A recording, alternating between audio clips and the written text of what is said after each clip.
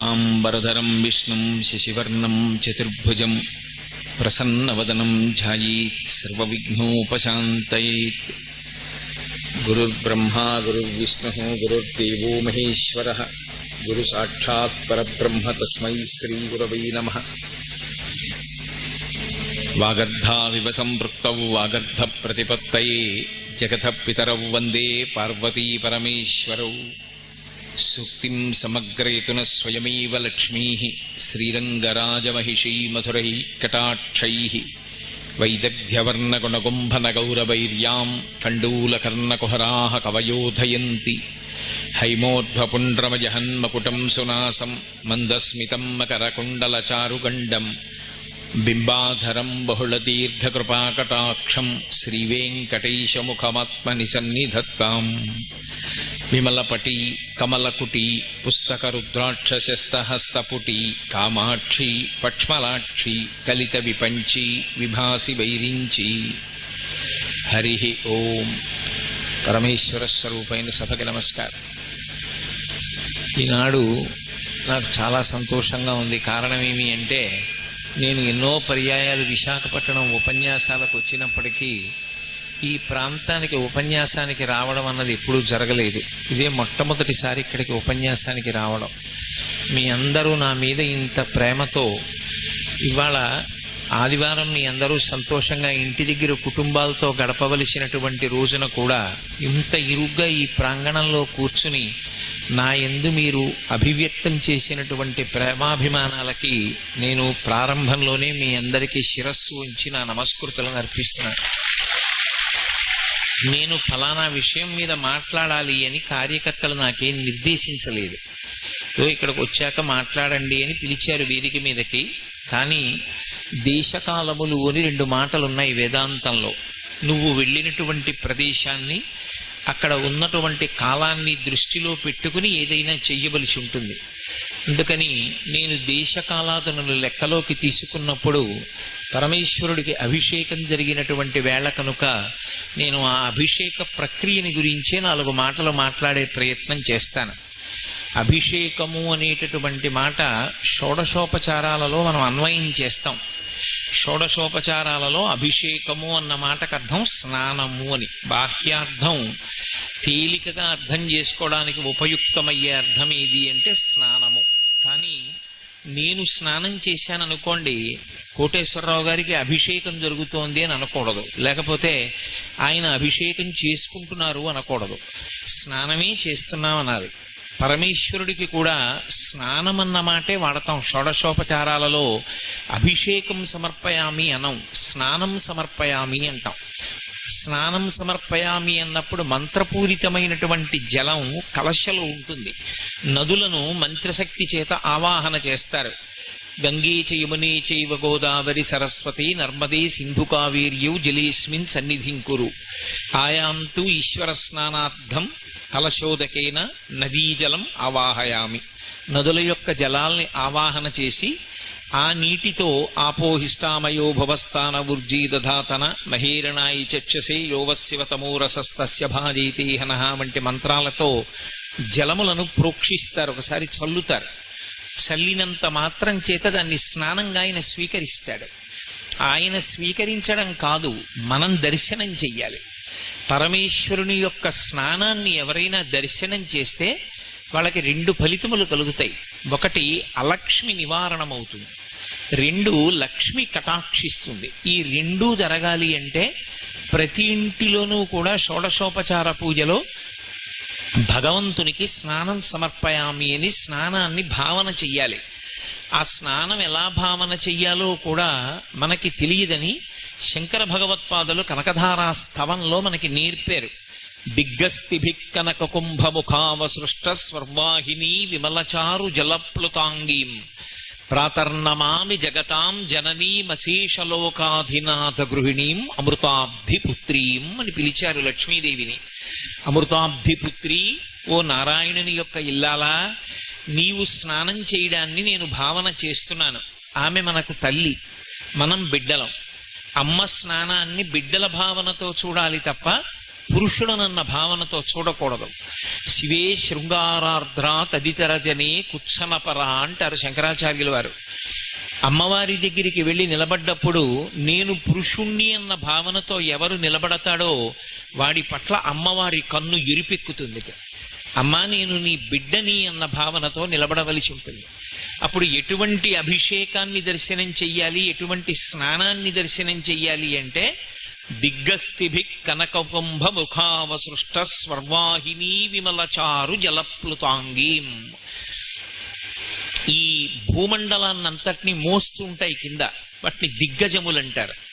ఆ దిగ్గజములు స్వర్వాహిని ఊర్ధ్వలోకాల్లో ప్రవహించేటటువంటి ఆకాశ గంగని బంగారు కలశలలో పట్టుకుని వచ్చి గజలక్ష్మీ స్వరూపం అంటాం. అమ్మవారికి రెండు పక్కల ఏనుగులు నిలబడి బంగారు కలశలతో తొండాలు పైకెత్తి నీళ్లు పోస్తాయి. ఆ నీళ్లు పోస్తున్నప్పుడు విమలచారు జలప్లుతాంగీం, ఆమె తెల్లటి బట్ట కట్టుకుని ఆ స్నానశాటిలో అమ్మవారు ఆ దిగ్గస్థిభి కనకకుంభ ముఖావసృష్ట స్వర్వాహిని, ఆ దిగ్గజములు బంగారు కలశములతో పోస్తున్నటువంటి నీటి యందు తడిసి ఉంటుంది. ఆ తడిసినటువంటి అమ్మవారిని లిప్త కాలం ఒక్కసారి దర్శనం చేస్తే చాలు. మనసులో దర్శనం చేస్తే అలక్ష్మీర్మే నశ్యతాం త్వాం రుణే అని శ్రీ సూక్తం. అలక్ష్మి నివారణమవుతుంది. అలక్ష్మి ఎక్కడి నుంచి వస్తుంది అంటే భూమిలోంచి పైకొస్తూ ఉంటుంది. అలక్ష్మి అంటే దరిద్ర దేవత, లక్ష్మికి వ్యతిరేక పదం. ఈ భూమిలోంచే ఆవిడ పైకొస్తుంది. ఎందుకంటే లక్ష్మి భూమిలోంచే వస్తుంది, అలక్ష్మి భూమిలోంచే వస్తుంది. అందుకే మీరు ఇందాక రుద్రాభిషేకం జరిగినప్పుడు ఒక మంత్రం వినుంటారు. అష్టమానువాకం పూర్తి చేస్తే ఒక మంత్రం చెప్తారు. ద్రాపేయం ధస్సస్పతే దరిద్రం నీలలోహిత ఏషాం పురుషాణం ఆభేర్మారోమో ఏషాం కించనా మమత్ అని. ఆ మంత్రానికి అర్థం ఏమిటంటే లక్ష్మి అలక్ష్మి ఏకకాలంలో పైకొచ్చాయనుకోండి, లక్ష్మి పైకొస్తుంది, అలక్ష్మి పైకొస్తుంది. భూమి రెండింటినీ అనుమతిస్తుంది. ఈ రెండు పైకి కానీ వస్తే ఒక ప్రమాదం వస్తుంది. ఏమొస్తుంది అంటే ఇంట్లో ఐశ్వర్యం ఉంటుంది, తాను అనుభవించడానికి అయోగ్యుడవుతాడు. ఇంటి నిండా మధుర పదార్థాలు ఉంటాయి, తిందామంటే మధుమేహం ఉంటుంది. ఇంటి నిండా చక్కటి పచ్చళ్ళు కూరలు భార్య చేసి పెట్టగలదు, అనుకూలవతి. అనుకూలవతి అయినటువంటి భార్య అన్నీ వండి సిద్ధం చేసినా తాను ఉప్పు తినకూడదు, కారం తినకూడదు, రక్తపోటు ఉంటుంది. సప్పిడి తిని జీవనం చేస్తూ ఉంటాడు. లేక కాదు, అన్నీ ఉన్నాయి. కానీ లక్ష్మి ఉన్న చోటే అలక్ష్మి కూడా ఉంటుంది. అలక్ష్మి భూమిలోకి నెట్టివేయబడాలి, లక్ష్మి అనుమతింపబడాలి. లక్ష్మిని అనుమతించి అలక్ష్మిని తొక్కగలిగినదేది అంటే ఒక్క ఎద్దుకే ఆ లక్షణం ఉంది. లోకంలో లక్ష్మి అలక్ష్ములను రెండింటినీ కూడా ఆవాహన పలికి విసర్జనం చేయడానికి అమ్మవారు రెండు ప్రాణులను సృష్టించింది.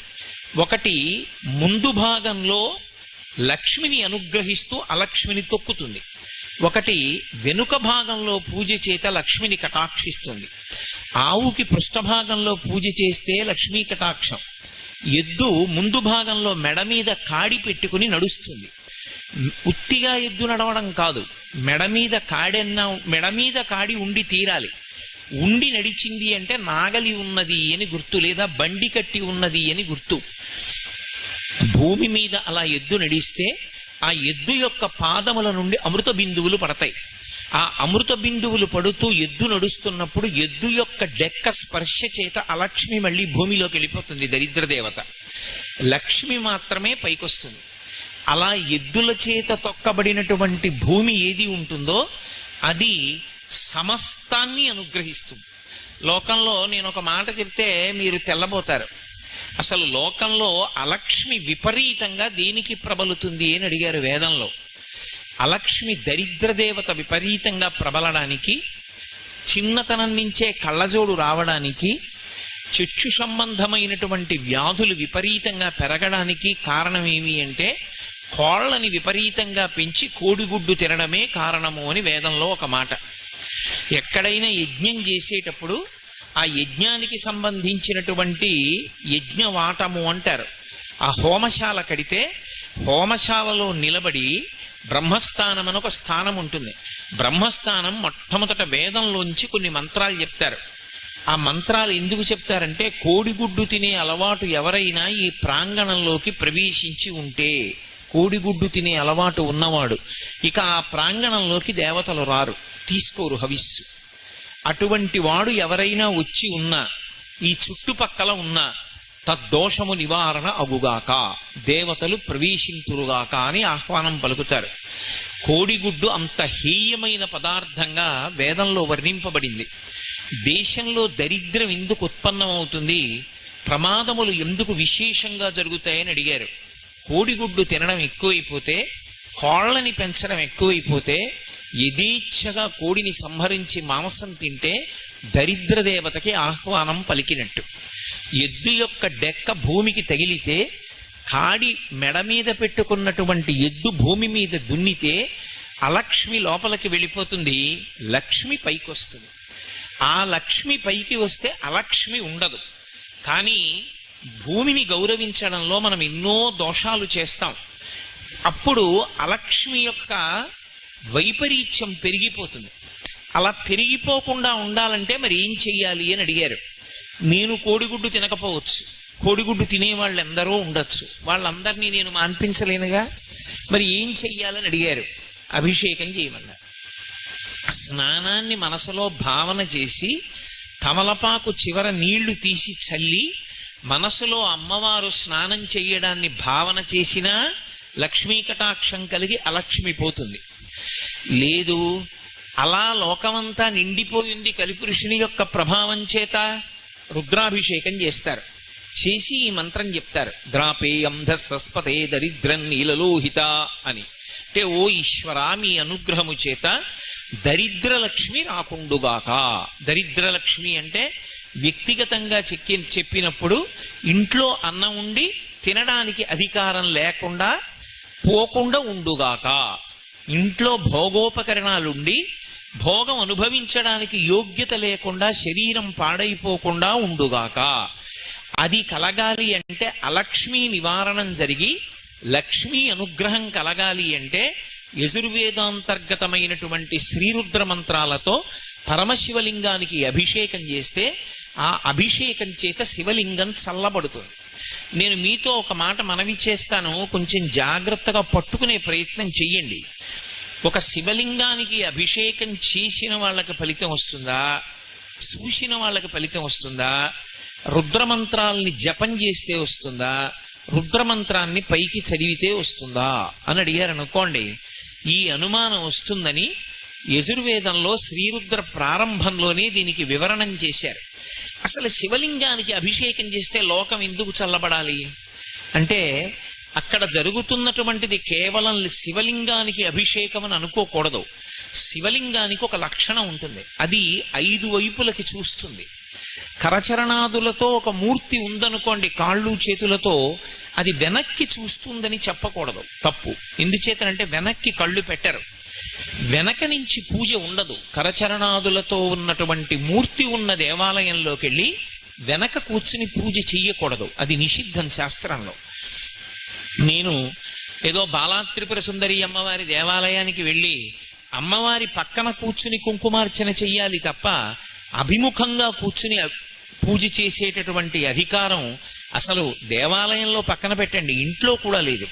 ఇంట్లో కూడా మీ పూజా మందిరానికి అభిముఖంగా కూర్చుని మీరు పూజ చేస్తే కొత్తగా ఫలితం వచ్చే మాట దేవుడెరుగు, కానీ మీకున్నటువంటి తేజస్సుని హరించేస్తాడు ఈశ్వరుడు. కారణం ఏమి అంటే, నేను విశేషమైన తేజోవంతమైన దీపం వంక అలా చూశాను అనుకోండి, నా కంటికి చూసే శక్తి సన్నగిల్లుతుంది, కాసేపు చీకటిగా ఉంటుంది. ఎందుకంటే దాని శక్తి ముందు నా కంటి శక్తి చాలదు, ఈ వెలుతురు ఆ వెలుతురు ముందు నిలబడలేదు.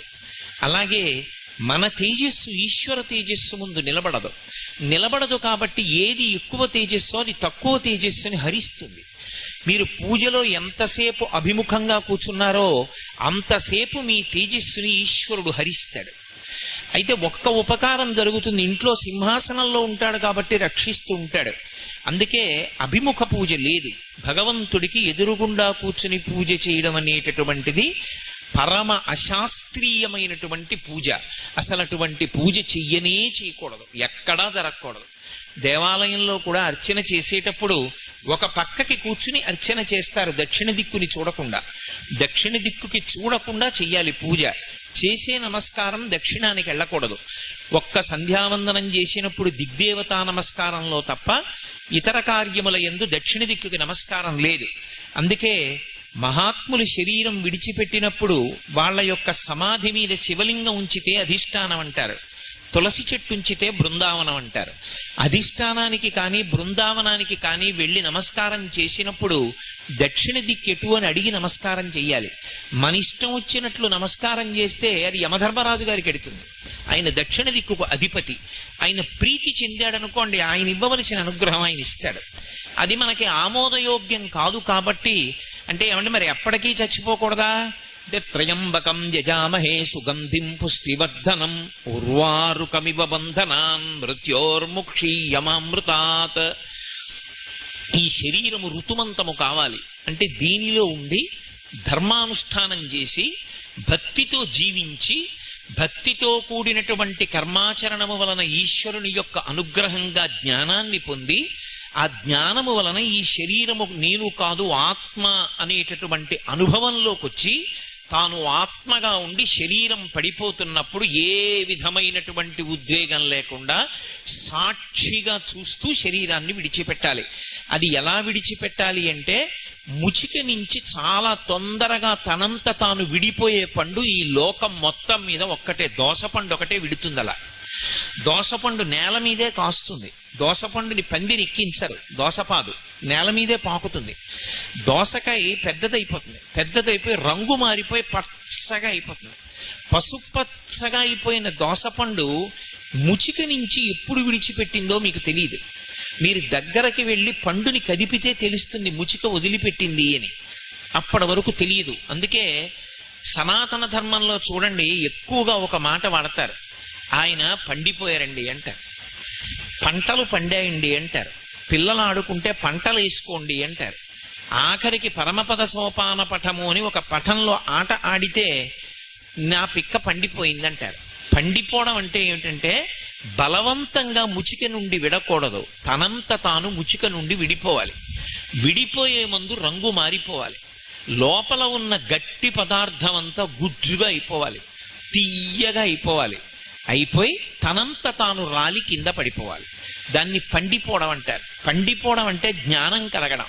ఆ జ్ఞానం కలిగే వరకు ఈ శరీరమునందు ఉండాలి. అంతేకాని ఇది అసత్యం కదండి అని దీన్ని పడగొట్టే ప్రయత్నం చెయ్యకూడదు. ఆత్మహత్య మహానేరం. అందుకే కాబట్టి దక్షిణ దిక్కుకు తిరిగి నమస్కారం చెయ్యకుండా ఒక్క 3 దిక్కులకే తిరుగుతారు. అందున ప్రత్యేకించి కరచరణాదులతో కూడినటువంటి మూర్తి ఉన్న దేవాలయంలో వెనక్కి వెళ్ళి నమస్కారం అసలు చేయరు, వెనక నుండి పూజ చెయ్యరు. కానీ ఒక్క శివలింగం దగ్గరికి వచ్చేటప్పటికి ఆయనకు ఒక పేరుంది వేదాంతంలో, అరూపరూపి అని పేరు శివలింగానికి. అరూపరూపి అంటే రూపము లేనివాడు, రూపం ఉన్నవాడు. అక్కడ ఏ రూపం లేదా అంటే ఓ రూపం ఉంది. రూపం ఉంది కదా అని కాళ్ళు చేతులు చెవులు ముక్కు నోరు ఉన్నాయా అంటే లేవు. రూపం లేదా అంటే రూపం ఉంది. రూపం ఉంది అందామంటే రూపం లేదు. 2 భిన్న ప్రకృతులు ఏకకాలమనందు ఆవిష్కరింపబడ్డాయి కాబట్టి అరూపరూపి అని పిలుస్తారు శివలింగాన్ని. శివలింగాన్ని పూజ చేసేటప్పుడు మొట్టమొదట కళ్ళు మూసుకుని ఒక భావన చెయ్యకుండా అభిషేకం మొదలు పెట్టకూడదు. ఏ భావన చెయ్యాలి అని అడిగారు. నువ్వు కూర్చున్న శివలింగం ఎప్పుడు గుండ్రగా ఉంటుంది. అలా ఉండకుండా ఉంటే శివలింగం పానవట్టం ఎప్పుడు ఉత్తరానికే ఉండాలి శివలింగానికి. అలా కాకుండా ఉందనుకోండి, అది కూర్చున్న శివలింగం, నించున్న శివలింగం, పడుకున్న శివలింగం అని 3 ఉంటాయి. అందులో అభిషేకం తీసుకోవవి. అలా ఉన్నటువంటి 3 శివలింగాలు మీకు ఇప్పటికీ ఏకాంబరేశ్వర దేవాలయంలో కనపడతాయి. అటువంటి ప్రకృతిలో ఉన్న శివలింగాలని పిలుస్తారు వాటిని. సాధారణంగా మనం అభిషేకం చేసేటటువంటి శివలింగం మనం ఎదురుగుండా వెళ్ళి కూర్చున్నప్పుడు అభిషేకం చేసేటప్పుడు ఒక భావనతో మొదలు పెట్టాలి. గుండ్రంగా ఉంటుంది శివలింగం. ఇప్పుడు ఆ గుండ్రంగా ఉన్న శివలింగం పెరగడం మొదలుపెట్టింది అనుకోండి. ఇంత శివలింగం ఉంది, పెరిగింది, ఇంతయింది, ఇంకా పెరిగింది, ఇంత అయింది. నేను ఇలా తిప్పడం మొదలెట్టాను అనుకోండి, పెరిగిందని. ఎంత పెరుగుతుంది? బ్రహ్మాండాలన్నీ చుట్టేస్తుంది. ఇప్పుడు నేను ఎక్కడున్నాను? శివలింగంలో ఉన్నాను. శివలింగంలో లేనిది ఏదైనా ఉందా? ఇప్పుడు శివలింగంలోకి రాలేదు అన్నది ఏదైనా ఉంటుందా? ఉండదు. మరి అభిముఖంగా కూర్చుని పూజ చేయకూడదు అని నేను అన్నాను. ఇందాక అభిషేకం చేసేటప్పుడు అటు కూర్చున్నారు, ఇటు కూర్చున్నారు, ఇటు కూర్చున్నారు, ఇటు కూర్చున్నారు. మరి ఎటు చూస్తున్నట్లు శివలింగం? అభిముఖం అంటే ఎటు చూస్తోందో దానికి ఎదురు మనం చూడకూడదు అని. ఏదో అమ్మవారి దేవాలయానికి వెళ్ళాను అనుకోండి, అమ్మవారు ఎటు చూస్తోందో తెలుస్తుంది, ఆవిడికి ఎదురుగుండా కూర్చోకూడదు. శివలింగం ఎటు చూస్తోంది? శివలింగం 5 దిక్కులు చూస్తుంది. అందుకే సజ్జోజాత అఘోర తత్పురుష వామదేవ ఈశానములని 5 ముఖాలు. 5 ముఖాలతో చూస్తాడు. తూర్పుకి చూసే ముఖం తత్పురుష ముఖం, దక్షిణాన్ని చూసేటటువంటి ముఖం అఘోర ముఖం, పశ్చిమాన్ని చూసేటటువంటి ముఖం సజ్జోజాత ముఖం, ఉత్తరాన్ని చూసే ముఖం వామదేవ ముఖం, పైకి చూసేటటువంటి ముఖం ఈశాన ముఖం. అందుకే శివలింగానికి అభిషేకం చేసే ముందు ఈ 5 ముఖాల్ని ముందు ప్రార్థన చేస్తారు మనసులో మౌనంగా. ప్రార్థన చేస్తే ఇప్పుడు మీరు శివలింగానికి ఎదురుగుండా కూర్చోకూడదని నేను అన్నాను అనుకోండి, మీరు ఎలా కూర్చోవాలి? అసలు కూర్చోడానికి అవకాశం లేదు. అందుకే శివలింగం దగ్గరికి వచ్చేటప్పటికి మినహాయింపు. మీరు ఎటు కూర్చుని అభిషేకం చేశారన్న దాన్ని తప్పట్టకూడదు. ఎటైనా కూర్చుని అభిషేకం చేసేయచ్చు. ఎందుకంటే అసలు శివలింగం ఎటు చూస్తోందో అటువైపుకి ఎదురుగా నేను కూర్చోను అంటే మీరు శివలింగం దగ్గర కూర్చోవడం సాధ్యం కానే కాదు. అందుకని అన్ని వైపులా చూస్తుంటాడు ఆయన. అన్ని వైపులా చూస్తాడు, అన్నీ ఆయనలోకే వచ్చేస్తాయి. శివాభిషేకం చేసే ముందు మీరు ఎన్ని పదార్థాలు వాడారని కానీ, మంత్రం ఎంత బాగా చెప్పారని కానీ, మీరు ఎన్ని పదార్థాలతో దేని తర్వాత ఏది వాడారని కానీ అన్నదానికన్నా మీరు ధ్యానం ఏం చేశారన్న దాని మీద ప్రధానంగా ఆధారపడి ఉంటుంది.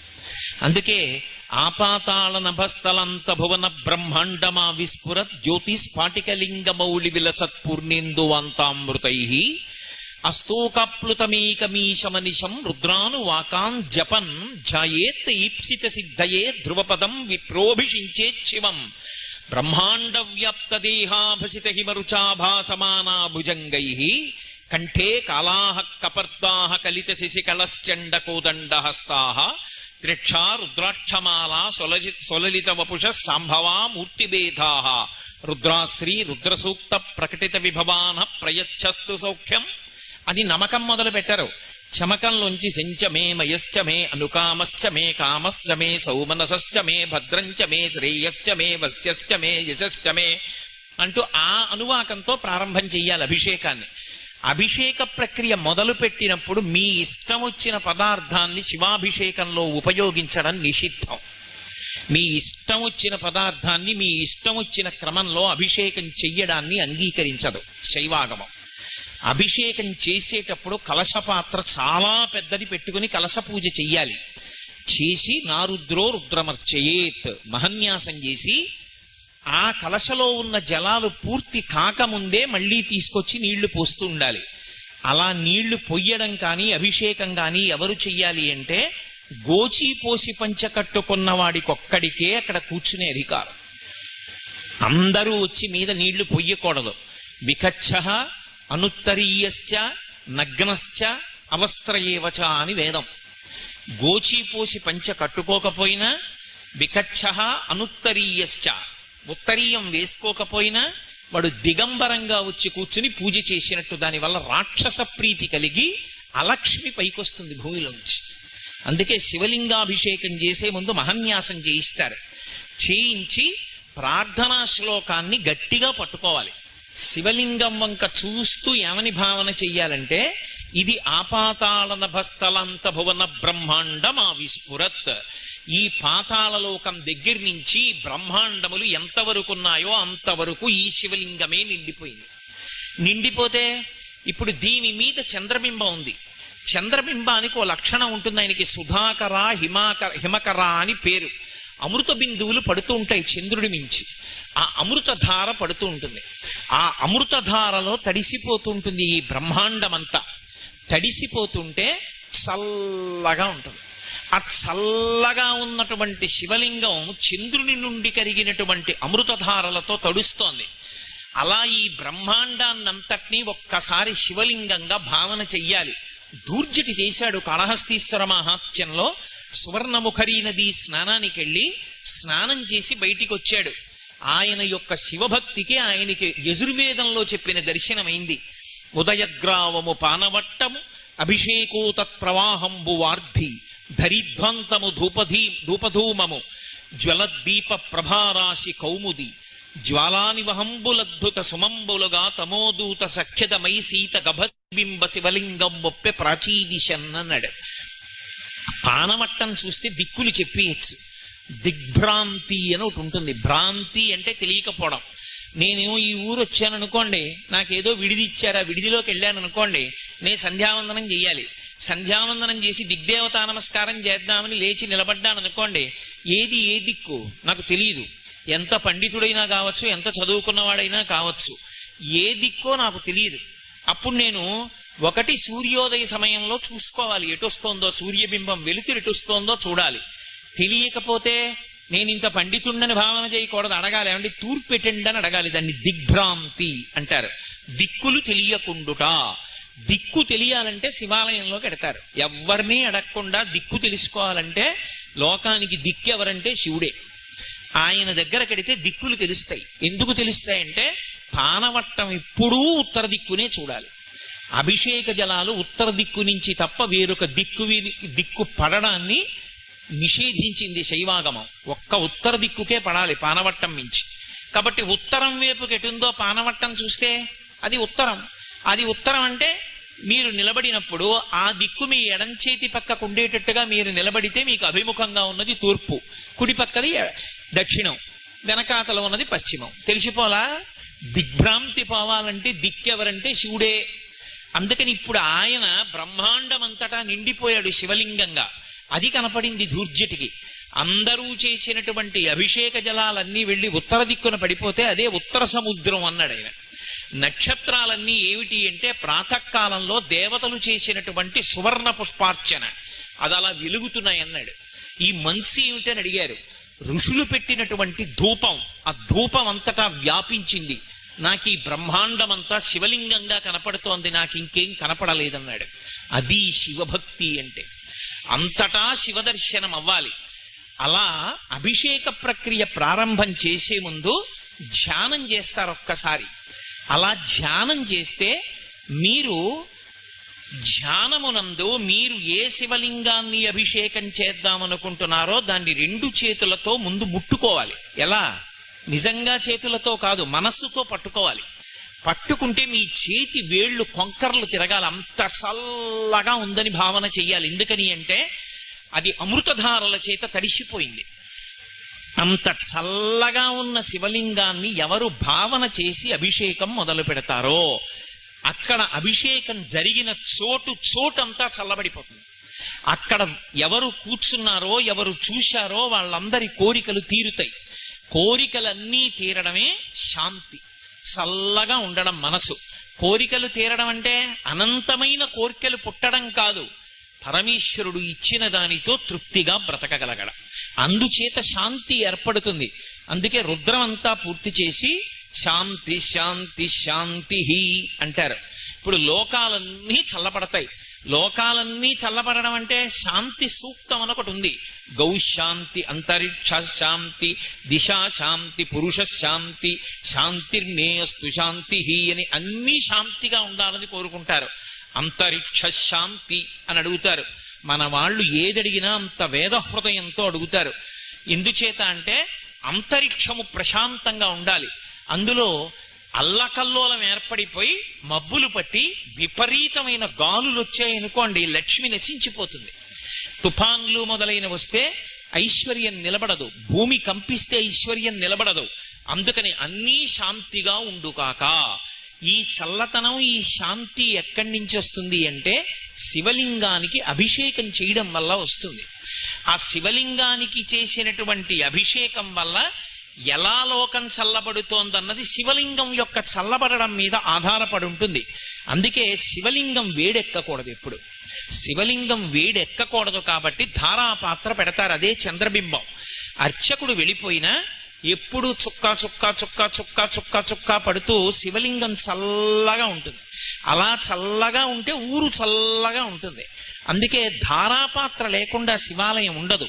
ధారాపాత్రలో నీళ్లు పోసి అర్చకుడు వెళ్ళిపోతాడు. అది దేనికి గుర్తు అంటే చంద్రబింబం నుంచి కరిగి పడుతున్నటువంటి అమృతం చేత తడిసిపోయినటువంటి బ్రహ్మాండ స్వరూపుడైనటువంటి పరమశివునికి గుర్తది. కాబట్టి ఇప్పుడు రుద్రాభిషేకం చూస్తే ఫలితం కలుగుతుంది అంటే ఎవరికి కలుగుతుంది అంటే అభిషేకం జరుగుతున్నప్పుడు అలా భావన చేస్తే ఒక్కసారి ధ్యానం చేయాలి. ధ్యాయేత్ ఈప్సిత సిద్ధయే. నువ్వు అలా ధ్యానం చేయి, నీ కోరిక తీరిపోయింది. నువ్వు అసలు ఏమీ ధ్యానం లేకుండా కూర్చున్నావు, భగవంతుడు అనుగ్రహిస్తాడు. అనుగ్రహించడు అని నేను అంటలేదు, తప్పకుండా అనుగ్రహిస్తాడు. కానీ వేద మార్గం ఏమి అంటే వేదం ఏం చెప్పిందో చేయడం, మనసులో భావన చేస్తూ కూర్చోవాలి. అభిషేక ప్రక్రియలో పదార్థం తర్వాత పదార్థం పొయ్యడాన్ని నిషేధం. పాలు పోసి పెరుగు పోస్తానంటే ఒప్పుకోరు శివలింగం మీద. పాలు పోస్తే శుద్ధజలం పోయాలి, పెరుగు పోస్తే శుద్ధజలం పోయాలి, నెయ్యి వేస్తే శుద్ధజలం పోయాలి, తేనె పోస్తే శుద్ధజలం పోయాలి. అందుకే అభిషేక ప్రక్రియ అనేటటువంటిది అలవాటుగా ఉండాలి.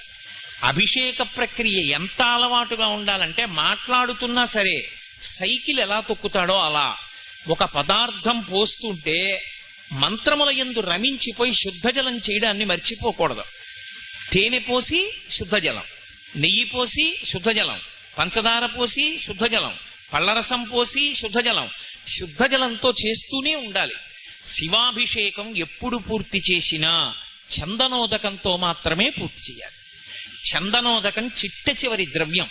చందనోదకంతో పూర్తి చేసే ముందు ఏం చేస్తారంటే కాహళి వాయిస్తారు. ఒకసారి కాహళి అంటే పెద్ద శబ్దం చేస్తూ ఢమరుకంలా వాయిస్తారు. వాయిస్తే ఏంటంటే ఐ డ్రా యువర్ అటెన్షన్ అంటారే ఇంగ్లీష్లో, అందరూ జాగ్రత్తగా చూడండి అని గుర్తు. చందనోదకంతో చేస్తున్నప్పుడు శివలింగం వంక చూస్తే పుత్రపౌత్రాభివృద్ధి కలుగుతుంది. గృహస్థాశ్రమంలో ఉన్న వాళ్ళు అందరూ వంశం ఆచంద్రతారార్క నిలబడాలని కోరుకుంటారు. కాబట్టి చిట్ట చివర చందనోదకంతో చేసి శుద్ధజలంతో చేసి పూర్తి చేసేస్తారు అభిషేకాన్ని. అలా ఆ అభిషేకం చేసేటప్పుడు ధ్యానం చేసినా ఉత్తమ ఫలితాలు, మౌనంగా చూసినా ఉత్తమ ఫలితం, మంత్రాన్ని స్వరంతో రమించి చదివినా ఉత్తమ ఫలితం, అథవా ఇదేమీ కూడా చెయ్యక్కర్లేదు, అసలు ఇదంతా కూడా పక్కన పెట్టేసి జపం చేసినా అంతే ఫలితం. నీ సొంతంగా చెప్తున్నాను అనుకుంటున్నారేమో, నేను యజుర్వేద ప్రార్థనా శ్లోకంలోంచే నా ఉపన్యాసం చేస్తున్నాను ఇవాళ. అందులో ఉందా లేదా? ధ్యాయేత్ ఈప్సిత సిద్ధయే ధ్రువపదం విప్రోభిషించే శివం బ్రహ్మాండ వ్యాప్తదేహా భసిత హిమరుచాభా సమానా భుజంగై కంఠే కాళాహ కపర్దాహ కలిత శశికళశ్చండ కోదండ హస్తాహ. జపం చేస్తే ఒకప్పుడు శృంగగిరి పీఠాధిపత్యం వహించినటువంటి మహాపురుషులు చంద్రశేఖర భారతీ స్వామి వారు, ఆయన దగ్గరికి వెళ్ళి ఒక వేద పండితుడు మొరపెట్టుకున్నాడు, నా భార్యకు ఆరోగ్యంగా ఉండట్లేదండి, ఏం చేయమంటారు? ఆయన అన్నారు, నువ్వు వేదం చదువుకున్నావుగా, యజుర్వేదం వచ్చుగా అన్నారు. వచ్చు అన్నారు. యజుర్వేదంలో శ్రీరుద్రం వచ్చుగా, వచ్చు. మరి ఇంకే శ్రీరుద్రం జపం చేసి మీ ఆవిడికి తీర్థం ఇయ్యి అన్నారు. ఆయన అన్నాడు, నేను శృంగేరి వచ్చాను, మా ఆవిడ్ని తీసుకురాలా, ఎక్కడో ఉంది, ఎలా అన్నాడు. ఏమీ పర్వాలా, రోజు తెల్లవారుజామున స్నానం చేసి తుంగా నది ఒడ్డున కూర్చుని రుద్రాన్ని జపం చేసేసి ఈ రుద్రజపం అంతా అయిపోయిన తర్వాత ఏతత్ఫలం సర్వం శ్రీ ఉమామహేశ్వర పరబ్రహ్మార్పణమస్త నీళ్లు వదిలేసి అదే తీర్థాన్ని ఉద్ధరిణితో పట్టుకుని మీ ఆవిడ పుచ్చుకుంటోందని భావన చేసి ఒక ఆకులో 3 మాటలు విధులు పెట్టి, అకాల మృత్యుహరణం సర్వవ్యాధి నివారణం సమస్త పాపక్షయకరం శ్రీ ఉమామహేశ్వర పాదోదకం పావనం శుభం అంటూ 3 మాటలు ఆకులో వదిలిపెడుతూ మీ ఆవిడ పుచ్చుకుని తాగింది అని భావన చెయ్యన్నారు. 11 రోజులు ఇక్కడ ఇలా చేసి నువ్వు మీ ఇంటికి వెళ్ళన్నారు. 11 రోజులు శృంగేరిలో తుంగానది ఒడ్డున కూర్చుని జపం చేసి ఆయన ఇంటికి వెళ్ళాడు. వాళ్ళ ఆవిడికి పూర్తి స్వస్థత కలిగింది. నేను మీతో ఒక యథార్థం చెప్తున్నా, ఖండాంతరములలో ఉన్న వాళ్ళ యొక్క కోరిక కూడా రుద్రజపం చేత తీర్చవచ్చు. అంత శక్తివంతం రుద్రమంత్రాలు. అందుకే ఆ రుద్రాన్ని జపం చేస్తే చాలు. అందుకే ఒక్క రుద్రం ఇన్ని కింద విడిపోతుంది అంటే ఒక్క రుద్రానికి నమకపాఠం, చమకపాఠం, క్రమపాఠం, ఘనపాఠం ఇవి కాకుండా మళ్ళీ ఆ రుద్రమంత్రాన్ని ఆయా అనువాకాల్లోంచి నమః వరకు విడదీసి స్వాహ కలిపారనుకోండి, హవిస్సుకి వెళ్ళిపోతుంది. ఇక్కడే ఇప్పుడు రుద్రహోమం చేశారనుకోండి, రుద్రహోమం చేస్తూ అనువాకంలోంచి నమశబ్దం వరకు మంత్రాన్ని తీసి నమస్వాహ అంటూ హవిస్సు ఇచ్చారనుకోండి, దాన్ని పరమేశ్వరుడు వచ్చి పుచ్చుకుంటాడు. ఇక మళ్ళీ వేరే మంత్రభాగాన్ని అన్వయం చెయ్యక్కర్లేదు. ఆ మంత్రానికి చివర స్వాహాకారం పెట్టేస్తే అదే యజ్ఞాధికారం కిందకి వెళ్ళిపోయి యజ్ఞంలో హవిస్సు ఇవ్వడానికి అధికారం ఇస్తుంది. కాదు, విశేషార్చన అని ఒకటి ఉంటుంది పరమశివుడికి. అందులో రుద్రమంత్రాల్ని తీసుకొచ్చి ఒక్కొక్క మంత్రాన్ని ఒక్కొక్క చోట విరుస్తూ నమః శబ్దం చెప్తూ ఆయనకి పూజ చేసేయచ్చు. అన్నిటికన్నా ఆశ్చర్యం ఏంటంటే పరమశివుడి గురించి రుద్రంతో జపం చేస్తే చాలు. జపం చేసేటప్పుడు ఒక లక్షణం ఉంటుంది. జపానికి ఉత్తమోత్తమైన ఫలితం ఎప్పుడు వస్తుంది? పెదవులు కదపకపోతే. పెదవులు కదిలే అనుకోండి, ఆ జపం హీనపక్షమైన ఫలితాన్ని ఇస్తుంది, చాలా తక్కువ ఫలితం ఇస్తుంది. మీరు పైకి ఏదైనా చెప్తే, మంత్రం అయితే నేను చెప్పేది నామాల గురించి కాదు, మంత్రం పైకి చెప్తే దాని శక్తి క్షీణించిపోతుంది.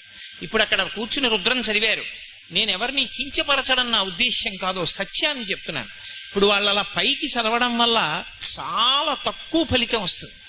కానీ అభిషేకం చేసేటప్పుడు పైకి చెప్పకుండా ఉండడం సాధ్యం కాదు. అదే వాళ్ళు పక్కకెళ్ళి కూర్చుని రుద్రాన్ని జపం చేశారనుకోండి కళ్ళు మూసుకొని, దీనికి 1,00,000 రెట్ల శక్తి విస్ఫోటనమవుతుంది. ఎందుకని అంటే జపంలో పెదవులు కదలవు. రుద్రం పైకి చదవాలని మీరు కోరుకున్నారనుకోండి, మీకు స్వరం తెలిసి ఉండాలి. స్వరం తెలియకుండా నోటికొక్కటి మంత్రం వచ్చు కదా, నేను చెప్పగలను కదా అని చెప్పి స్వరం తెలియకుండా స్వరభంగం చేస్తూ మైకు దగ్గర కూర్చుని చదివారనుకోండి, మీకు అనుకూల ఫలితాలు రావు, ప్రతికూల ఫలితాలు వస్తాయి. వేదంలో స్వరం ప్రధానం, అవునా కాదా? స్వరం బట్టే చదవాలంతే వేదమంత్రాన్ని. ఉదాత్త అనుదాత్త స్వరితములకు గుర్తులుంటాయి మంత్రాల్లో, ఆ మంత్రాన్ని బట్టే చెప్పాలంతే. మాషాశ్చమే తిలాశ్చమే ముద్గాశ్చమే కల్వాశ్చమే గోధూమాశ్చమే అలా చెప్పాలి తప్ప నేను అక్కడ చూసి చదవగలనండి పర్వాలేదని చెప్పి నా ఇష్టం వచ్చినట్టు చదివి అభిషేకం చేశాననుకోండి, వ్యతిరేక ఫలితాలు వస్తాయి. స్వరం తప్పకూడదు. పైకి చదివితే స్వరం తెలియాలి. నీకు స్వరం తెలియకపోతే బెంగలేదు, నోరు మూసేసుకుని పెదవులు కదలకుండా లోపల చదివేస్తే జపం అయిపోతుంది. జపానికి పైకి చదవవుగా, పైకి చదివితే కదా స్వరం, లోపల చదివితే స్వరభంగానికి దోషం రాదు. ఉద్గాత నియమము అని సామవేదంలో కూడా పైకి చదువుతున్నప్పుడు దమ్ము పట్టలేక స్వరభంగం అయితే క్షమించేస్తారు, తప్పట్టుకోరు. కాబట్టి లోపల జపం చెయ్యి, దోషం రాదు. స్వరం తెలియకుండా అభిషేక మంత్రం ఒకటి చదవడం వచ్చు కదా అని మాత్రం పైకి చదవకో, దోషం వస్తుంది, మిగిలిన వాళ్ళు పాడవుతారు. అలా చదవకూడదు. కాబట్టి స్వరంతో చదివితేనే చదవాలి. అందుకే రుద్రం దగ్గరికి వచ్చేటప్పటికి నియమాన్ని విడగొట్టేశారు. ఏకవారాభిషేకం చేస్తే చాలు. సమయం లేదనుకోండి, మీరు 11 మాటలు చెయ్యమని చెప్పలేరు శాస్త్రం. ఒకే మాట చెయ్యి చాలు. ఒకే మాట ఆ మంత్రభాగాన్ని స్వరంతో అద్భుతంగా చదువు. ఇప్పటికీ శ్రీశైలంలో కామకోటి మఠంలో కొంతమంది పండితులు ఉన్నారు. ఆ పండితులు రుద్రం చదువుతుంటే పక్షులు అలా వెళ్ళిపోతున్నవి ఆగిపోయి చెట్ల మీద వాలిపోయి కూర్చోవలసిందే. అలా ఉంటుంది రుద్రమంత్ర పఠనం అంటే. నిజంగా ఉభయతర నమస్కారాలతో ఆ స్వరాన్ని పాటించి చదువుతుంటే పసిపిల్లలు కూడా ఏడు పాపేసి వింటారు. అలా ఉంటుంది ఆ మంత్రభాగం. నేను మీతో పరమ యథార్థం చెప్తున్నా. ఎందుకు చెప్తున్నానంటే ఇన్ని మాటలు మీకు, ఆ శ్రీరుద్రమే పరమశక్తివంతం. అసలు ఈ ప్రపంచానికి అంతటికీ కూడా భిక్ష పెట్టగలిగినటువంటి మహానుభావుడైన పరమశివుడికి సంబంధించిన పంచాక్షరి మహామంత్రం రుద్రంలో ఉంది కాబట్టే దాన్ని అంత భద్రంగా దాచేశారు. మనం చూడండి, నేను ఇంటికి వెళ్ళి లాల్చీ విప్పి పడేశాను అనుకోండి, దండం మీద పారేస్తాను. కానీ నా మెళ్ళో రుద్రాక్షలు తీసి పెట్టవలసి వచ్చిందనుకోండి, చాలా జాగ్రత్తగా పెట్టుకుంటాను రుద్రాక్షలు. అలాగే అత్యంత భద్రమైనదేదో దాన్ని ఎక్కువ రక్షణ మధ్య పెడతాం. వేదములకు త్రయీ అని పేరు. స్వరం మనం వేదములను రుక్కు యజ్జు సామ అథర్వణ అని చెప్పినప్పటికీ మంత్రభాగ సంకలనం చేత వేదములు 3 అయిపోతాయి. అయిపోయినప్పుడు రుక్కు యజ్జు సామ అథర్వణ వేదం మళ్ళీ కలిసిపోతుంది మిగిలిన వేదాల్లోకి. అప్పుడు 3 వేదములు. 3 వేదములలో మధ్యలో యజుర్వేదం ఉంటుంది, ఇటు ఋగ్వేదం ఉంటుంది, ఇటు సామవేదం ఉంటుంది. మధ్యలో యజుర్వేదాన్ని పెట్టి ఋగ్వేదాన్ని సామవేదాన్ని కాపుగా పెట్టారు అటు ఇటు. మళ్ళీ యజుర్వేదం మధ్యలోకి తీసుకొచ్చి శ్రీరుద్రాన్ని పెట్టారు. మళ్ళీ శ్రీరుద్రంలో అష్టమానువాకం దగ్గరికి వచ్చేటప్పటికి చిట్ట చివరికి తీసుకెళ్లి పంచాక్షరి మహామంత్రాన్ని దాచారు. నమః శివాయ చ శివతరాయ చ. ఆ నమః శివాయ చ, చ అంటే కూడా కూడా కూడా అని సంస్కృతంలో. నమః శివాయ చ పంచాక్షరి మహామంత్రాన్ని దాచడం కోసమే వేదం విస్తరించింది రక్షణగా. అంత గొప్ప మంత్రం ఉంది అష్టమానువాకంలో. అందుకే అష్టమానువాకం చేస్తే గంట కొడతారు. గంట కొడుతూ అష్టమానువాకం చేయడానికి కారణం ఏంటంటే దేవతలకి పరాకు చెప్పడం. మేము పరమశక్తివంతమైన అనువాకాన్ని పఠనం చేస్తున్నాం. ఎందుకని అంటే అందులోకి మొత్తం అష్టమూర్తి తత్వం అంతా వచ్చి కూర్చుంటుంది. శంకరాచార్యుల వారు దక్షిణామూర్తి స్తోత్రం చేస్తే ఆ పిల్లలు చదివారు ఇందాక. ఎంత చక్కగా చదివారో. దుర్గారావు గారు ధన్యుడు. అంత అందంగా నేర్పారు ఆ పిల్లలకి. భూరంభంశనలో నిలోంబర మహార్నాథో హిమాంసు పుమాన్ ఇత్యాభాతి చరాచరాత్మకమిదం యస్యైవ మూర్త్యష్టకం నాణ్యకించన విద్యతే విమృశతాం యస్మాత్ పరస్మాత్ విభో తస్మై శ్రీగురుమూర్తయే నమయిదం శ్రీదక్షిణామూర్తయే. పరమశివుని తత్వం 8 అంకె మీద నడుస్తూ ఉంటుంది. అష్టమూర్తి అని శివలింగం మూర్తి రూపాన్ని పొందితే 8 మూర్తులుగా తిరుగుతాడు ఆయన. ఇక ఈ 8 తప్ప ఇక 9వది మీకు లేదు బ్రహ్మాండంలో. అందుకే భూరంభాంశనలో నిలోంబర మహార్నాథో హిమాంసు పుమాన్. 8 రూపాలు. కంచిలో పృథివీలింగం, జంబుకేశ్వరంలో జలలింగం, అరుణాచలంలో అగ్నిలింగం, చిదంబరంలో ఆకాశలింగం, శ్రీకాళహస్తిలో వాయులింగం, కోణార్కలో సూర్యలింగం, సీతాకుండంలో చంద్రలింగం, ఖాట్మండులో యజమానలింగం. ఈ 8 తప్ప ఇంకా ప్రపంచంలో 9వ పదార్థం లేదు. ఏదైనా ఉంటే పరబ్రహ్మం ఒక్కటే మిగిలింది. కాబట్టి ఈ 8 కూడా సాకారోపాసన చేసినప్పుడు శివార్చనమే. ఈ పృథివి ఎవరు అంటే శివుడు, నీరెవరు అంటే శివుడు, అందుకే జంబుకేశ్వరంలో జలలింగంగా ఉంటాడు. అగ్ని ఎవరు అంటే శివుడు, అందుకే అరుణాచలంలో అగ్నిలింగంగా ఉంటాడు. ఆకాశం ఎవరు అంటే శివుడు, అందుకే చిదంబరంలో ఆకాశలింగంగా ఉంటాడు. వాయువెవరు అంటే శివుడు, అందుకే శ్రీకాళహస్తిలో వాయులింగంగా ఉంటాడు. సూర్యుడెవరు అంటే శివుడు. శంకరాచార్యుల వారు అడుగుతారు. అడిగినప్పుడు ఎవరు సూర్యుడు అంటే పరమశివుడే సూర్యుడిగా చెప్పారు. సూర్యుడుగా కోణార్కలో సూర్యలింగం ఉంది. చంద్రుడెవరు అంటే శివుడు, అందుకే సీతాకుండంలో చంద్రలింగం. నేనని నేను అనుకునే ఈ జీవుడెవరు అంటే పరమశివుడే, అందుకే ఖాట్మండులో యజమానలింగం. పశుపతినాథ్ అంటారు. అందుకే ఈ 8 శివస్వరూపాలే. ఈ 8 కాకుండా ఇంకోటి లేదు.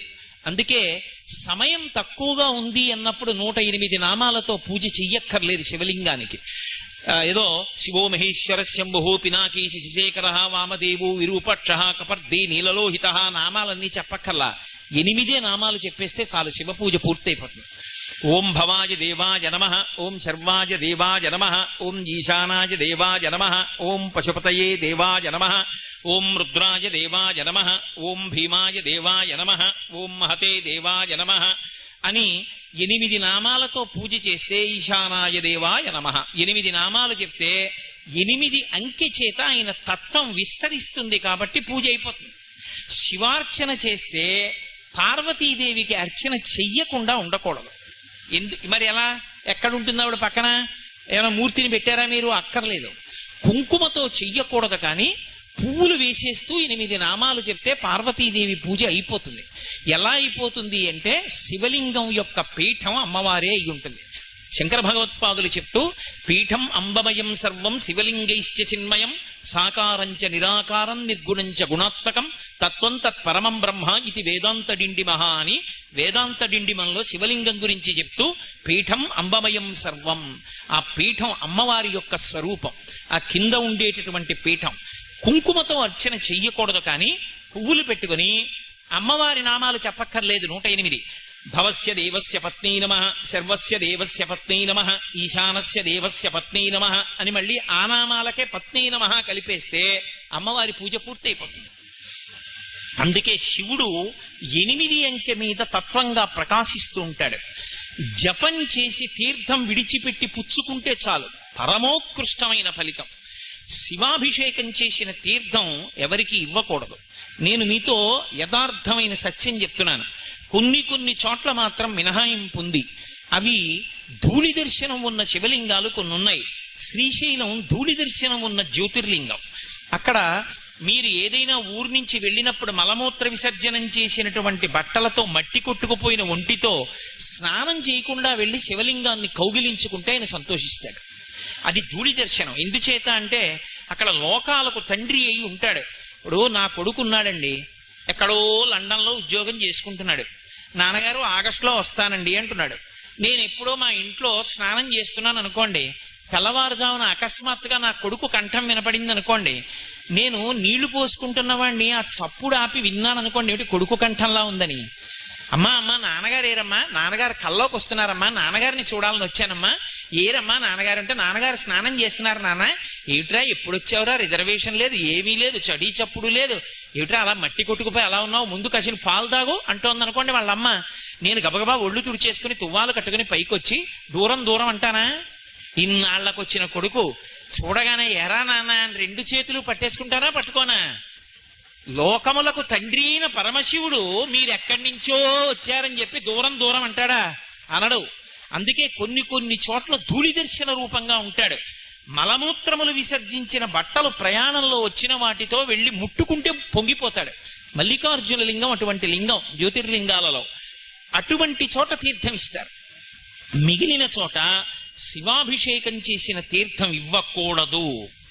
ఇవ్వకుండా ఉండడమే ఎక్కువ ఫలితం. పైగా పైన లాల్చి ఉత్తరీయం ఉన్నవాడికి అసలు ఇవ్వకూడదు. ఉత్తరీయం తీసేసి మొలకి కట్టుకుంటేనే శివాభిషేక తీర్థం. అందున నేల మీద కూర్చుంటేనే బ్రాహ్మణుడు. ఆసనంలో కూర్చొని అసలు పుచ్చుకోకూడదు.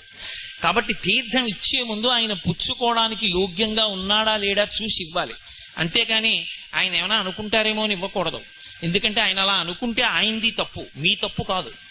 అది ఆ తీసుకోవడానికి యోగ్యత ఎవరికి ఉంటుంది అంటే, ఒక్క శాంభవ దీక్షా తత్పరులైన వారు ఎవరున్నారో వారు ఒక్కరు మాత్రమే నిత్యాభిషేకం చేసి తీర్థం పుచ్చుకుంటారు. శివాలయంలో అర్చకులు అథవా పుచ్చుకుంటారు తప్ప మిగిలిన చోట్ల శివాలయంలో అభిషేక తీర్థం ఇవ్వరు. ఎందుకని అంటే పుచ్చుకోవడానికి మనకి శక్తి సరిపోదు. నారుద్రో రుద్రమర్చయేత్, మహన్యాసము చేత రుద్రాంశ అన్వయం అయితే తప్ప ఆయనని పూజించడం పుచ్చుకోవడం సాధ్యం కాదు. కానీ అభిషేకం చూస్తే చాలు, జపం చేస్తే చాలు, ఆ తీర్థం పుచ్చుకుంటే చాలు. మీకేమీ చేత కాకపోతే శివ శివ శివ శివ శివ శివ శివ అంటే చాలు. లోకంలో ఆశ్చర్యకరమైనటువంటి లక్షణం ఏంటంటే, పైకి పరమ అమంగళంగా ఎవరు కనపడతాడో వాడే సమస్త అమంగళములను తీసేస్తాడు. మీరు లోకంలో చూడండి, చక్క ప్యాంట్ వేసుకుని టై కట్టుకుని బూట్లు వేసుకుని ఎయిర్ కండిషన్డ్ రూమ్ లో కూర్చుని అధికారం చెలాయించేటటువంటి అధికారి మీకు ఆఫీసులో మరుగుదొడ్డి కడగడం. మరుగుదొడ్డి కడగాలి అంటే ఎవరు కడుగుతాడు అంటే, మరుగుదొడ్డి కడగడానికి యోగ్యమైనటువంటి బట్టలు వేసుకున్నవాడే మరుగుదొడ్డి కడుగుతాడు. ఆయన ఏం తక్కువని మీరు అనుకోకూడదు. పరమశివుడు ఒక్కడే అమంగళకరమైనటువంటి వస్తువులను ధరించినట్లు కనపడతాడు. ఎందుకు కనపడతాడో తెలుసా? దాని చేత అమంగళాలన్నీ తీసేస్తాడు. అది విచిత్రం. అందుకే అసలు లోకంలో ఏదైనా చూడకూడంది చూస్తే శివశివ శివశివ శివశివ అంటాం. కానీ అసలు శివుణ్ణి చూస్తే, అసలు శివుని యొక్క యథార్థ రూపం చూశారనుకోండి, పునుకల పేరు కంఠమున భూరిభుజంగము భూషణంబుగా నయము భస్మధారణము ఎద్రి నివాసము మేరు విల్లుగా అనుబుగ దంతి చర్మమును హస్తములందు కపాల శూలముల్ పడిబడిదాల్తు శంకరు కృపావరు రూపమును ఆశ్రయించదన్నని. ఆయన మెళ్ళో పెద్ద పుర్రెలమాల వేసుకుంటాడు. ఎవడైనా ఓ పుర్రెలమాల వేసుకుని అక్కడ కూర్చున్నాడు అనుకోండి, ఆయన దగ్గరికి వెళ్ళి మీరు నమస్కారం పెడతారా? మరి ఆయన పుర్రెలమాల వేసుకుంటాడు. ఆయన కర్మ. ఆయనకి నిజంగా లేకపోతే శివుడికి నేను ఇచ్చేస్తాను ఆ మెళ్ళో రుద్రాక్షమాల. ఏమి ఎందుకు ఆయన అలా పుర్రెలమాల వేసుకోవడం? చేతకాక పుర్రెలమాల వేసుకున్నవాడు కాడు. ఆయన తత్వం చెప్తూ శంకరులు చెప్పారు, బ్రహ్మమస్తకావళి నిబద్ధతే నమశివాయ అని. ఈ బ్రహ్మాండములన్నీ చిట్ట చివర ఎవరిలోకి వెళ్ళిపోతాయంటే పరమశివునిలోకి వెళ్ళిపోతాయి. మహాతాండవం చేసి ప్రళయకాలమునందు తనలోకి తీసుకుంటాడు. ఎవరిలోకి వెళ్ళిపోయాయో వాడిలోంచే బయటికి రావాలి. మళ్ళీ నేను తిన్న అన్నం నేనే కక్కాలి. మా ఆవిడ ఎలా కక్కుతుంది? నేను లయం చేసుకుంటే నేనే మళ్ళీ విడిచిపెట్టాలి. మళ్ళీ బ్రహ్మాండములను సృష్టి చేసేటప్పుడు చతుర్ముఖ బ్రహ్మగారిని సృష్టించి విభూతినిచ్చి, ఉరే వేదములను ఆధారం చేసుకుని మళ్ళీ బ్రహ్మాండములను సృజించమంటాడు ఆయన. అప్పుడు బ్రహ్మగారు లోకములను సృజిస్తాడు. సృజించినటువంటి బ్రహ్మగారు కూడా కాలమునందు పడిపోతాడు. పడిపోతే ఆయన పుర్రెలు పడిపోతాయి నేల మీద. పడిపోతే అరే పాపం మొట్టమొదట వచ్చినవాడు, నేను చెప్పినట్టు సృష్టి చేసినవాడు, ఈయన పుర్రె కూడా ఇలా కింద పడిపోవడమే. పోన్లేరా దీనికి ఒక గౌరవం ఇద్దామని ఒక తడప తీసుకుని అందులో పెట్టుకుని ఆ పుర్రె మెళ్ళలో వేసుకున్నాడు. ఇలా ఎన్ని పుర్రెలు వేసుకున్నాడు అంటే లెక్క పెట్టడానికి వీలు లేనంత పెద్ద పుర్రెల మాల వేసుకుంటాడు. అంటే దాని అర్థం ఏమిటంటే ఇంతమంది బ్రహ్మలు వెళ్ళిపోయారు, శివుడు అలాగే ఉన్నాడు, ఆయన శాశ్వతుడు అని గుర్తు. ఆయన కాలమునకు లొంగేవాడు కాదు, ఒకనాడు ఉండి ఒకనాడు వెళ్ళిపోయేవాడు కాడు. అన్నీ ఆయనలోకి వెళ్ళిపోతాయి తప్ప ఆయన ఎందులోకి వెళ్ళిపోడు. అంతటి శాశ్వతుడని చెప్పడానికి.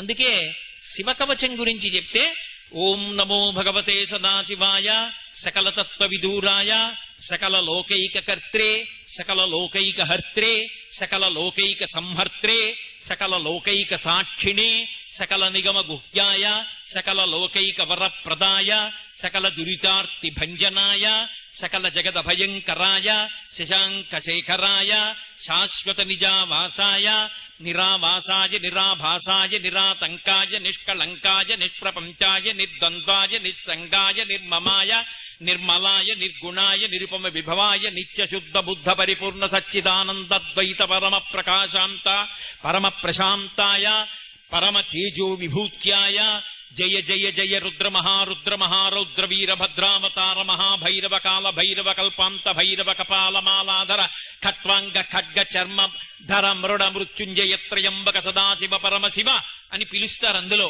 అలా పిలవడానికి కారణం ఏంటంటే ఘోర అఘోర రూపములు రెండూ ఆయన యందే అన్వయమవుతాయి.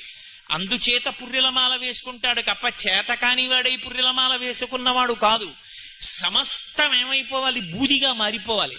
అన్ని బూజైపోతే మళ్ళీ సృష్టి ఎందులోంచి రావాలి? బూదిలోంచే రావాలి.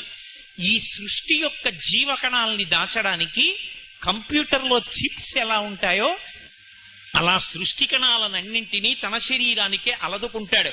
అందుకే విభూతిని ఒంటికి రాసుకుంటాడు అనడానికి కారణం అది. ఏది శాశ్వతమైనదో అది విభూతి.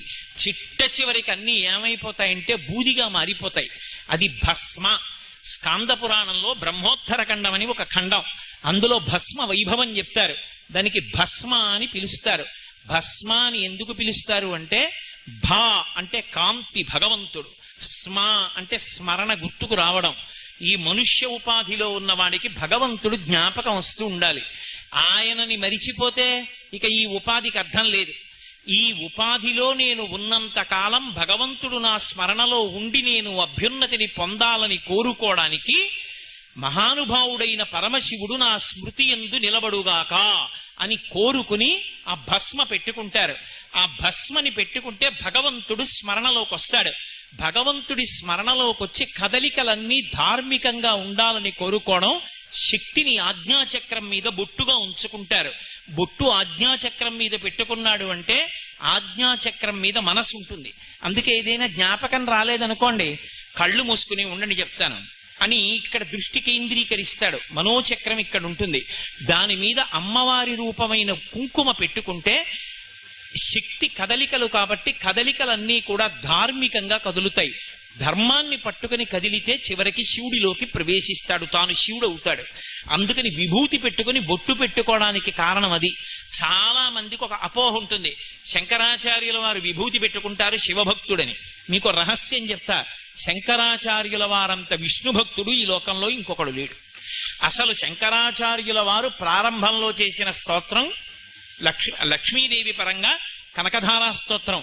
శంకరాచార్యుల వారు దక్షిణ దేశంలో కూర్చుని ఉండగా ఆయన సరస్వతీదేవి వచ్చి ఆయన్ని ప్రార్థించింది, విష్ణు సహస్రనామ స్తోత్రానికి వ్యాఖ్యానం నువ్వే ఇవ్వగలవు, నువ్వే సాధికారికమైన వ్యాఖ్య చెయ్యి అని. శిష్యుల్ని ముగ్గురిని పిలిచి లోపలికెళ్ళి గ్రంథాలయంలోంచి 3 పుస్తకాలు తెండి, నాకేది నచ్చితే దానికి భాష్యం చేస్తానన్నారు. ముగ్గురు తెచ్చిన పుస్తకాలు విష్ణు సహస్రనామ స్తోత్రాలే అయ్యి. అప్పుడు సరస్వతీదేవి కనపడి అడిగింది, శంకరా నువ్వు చేయవయ్యా విష్ణు సహస్రానికి భాష్యం అని. శంకర భగవత్పాదాచార్య స్వామి వారు అప్పుడు చేశారు విష్ణు సహస్రానికి భాష్యం. ప్రతిరోజు చదువుకోవలసిన స్తోత్రము అని మనకి అందించినటువంటి స్తోత్రం విష్ణుపరంగా ఇచ్చారు శంకరాచార్యుల వారు. అందుకే ఇప్పటికీ కూడా మనం చదివేటటువంటిది ఆ అవినయమపనయ విష్ణోహో అని చెప్పి మనం చదివేటటువంటి షట్పదీ స్తోత్రం అది విష్ణుపరంగా ఉంటుంది. గోవింద గోవింద అని మనం భోజన ప్రారంభకాలే గోవిందనామస్మరణ గోవింద గోవింద అంటుంటాం. ఆ గోవిందనామాన్ని ప్రచారం చేసింది శంకరాచార్యుల వారు. భజ గోవిందం గోవిందం భజ మూఢమతే సంప్రాప్తే సన్నిహితే కాలే నహి నహి రక్షతి డుక్రుంకరణే అని. హరహర మహాదేవ శంభో శంకర అంటుంటాం. ఆ హరహర మహాదేవ శంభో శంకర శంకరాచార్యుల వారు ప్రచారం చేయలే. అది ప్రచారం చేసిన వాడు 63 మంది నాయనార్లలో ఒకడైన జ్ఞాన సంబంధ నాయనార్ ప్రచారం చేశాడు. హర హర అంటే పాపములను హరిస్తాడు. ఒకసారి స్మరిస్తే చాలు, ఆయన నామం చెప్తే చాలు పాపం తీసేస్తాడు. అందుకే హర హర మహాదేవ శంభో శంకర. శంభోహో అంటే శంభావయతీతి ఇది శంభోహో, సమస్త సుఖములనిస్తాడు. అందుకే రుద్రం ప్రారంభంలో దేంతో ప్రారంభం అవుతుంది అంటే నమస్తే అస్తు ధన్వనే బాహుభ్యాముతతే నమః అంటూ మొదలవుతుంది. అయ్యా మీ చేతి ధనస్సుకో నమస్కారం అండి అని మొదలవుతుంది. ఏమిటి ఆయన పట్టుకునే ధనస్సు? పినాకము అని పేరు. పినాకము చేత్తో పట్టుకుంటాడు కాబట్టి పినాకపాణి అని పేరు ఆయనకి. పినాకము అన్న మాటని అమరకోశం వ్యాఖ్యానం చేసింది. పాతి జగదిది పినాకం, లోకములను రక్షిస్తాడు కాబట్టి పినాకం. మనం ఎన్నో పాపాలు చేస్తే మనని బాధ పెడతాడు. ఎందుకు బాధ పెడతాడంటే మరి నువ్వు పాపం చేశావు, ఆ పాపం పోవడానికి ఏదో దుఃఖం కల్పించి ఆ పాపాన్ని అక్కడితో పోగొట్టేస్తాడు. గత జన్మలలో చేసిన పాపాలున్నాయి, ఈ జన్మలో పెళ్ళవలేదు. గత జన్మలలో చేసిన పాపాలున్నాయి, పిల్లలు పుట్టలేదు. గత జన్మలలో చేసిన పాపాలున్నాయి, ప్రమాదం సంభవించింది. ఇప్పుడు ఆ పాపం పోగొట్టుకోవాలంటే ఈశ్వర మేము పాపం చేసి ఉండి ఉంటాం, కానీ మీరు అలా కోపంగా ధనస్సు పట్టుకుని నించోకండి. మీ చేతికో నమస్కారం, మీ కోపానికో నమస్కారం, మీ భుజానికి నమస్కారం, ధనస్సుకి నమస్కారం. అది లోకాల్ని రక్షించాలి. కాబట్టి అయ్యా మేము పిల్లలమ్మా, తప్పు క్షమించండి, చల్లబడండి చల్లబడండి చల్లబడండి అని ఆ మంత్రాలతో జలాలు వివిధ పదార్థాలతో అభిషేకిస్తే ఆయన చల్లబడతాడు. చల్లబడితే ఇంకెప్పుడు చెయ్యకే ఇటువంటి తప్పు అని ఇలా వేలు చూపించి ఆ తప్పు తీసేస్తాడు. ఆ పాపం తీసేసి ఇప్పుడు సుఖాలన్నింటినీ ఇస్తాడు. అందుకే చమకం దగ్గరికి వచ్చేటప్పటికీ సమస్త సుఖస్వరూపాలు ఆయనే. ఎక్కడి వరకు అంటే ఆఖరికి యజ్ఞంలో వాడేట